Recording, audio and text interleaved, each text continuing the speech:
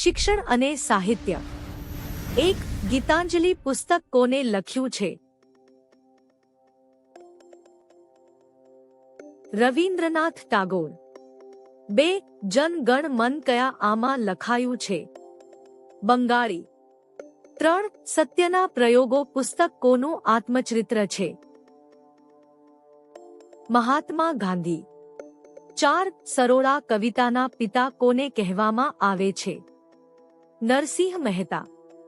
5. ટોટો ચાન પુસ્તકમાં શું વર્ણવ્યું છે? બાળપણ અને શિક્ષણ.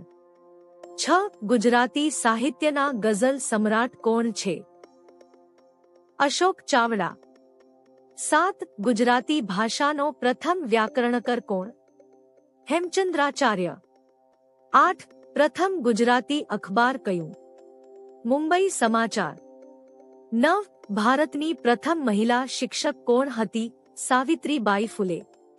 10. રાષ્ટ્રીય શિક્ષક દિવસ ક્યારે ઉજવવામાં આવે છે? 5 સપ્ટેમ્બર.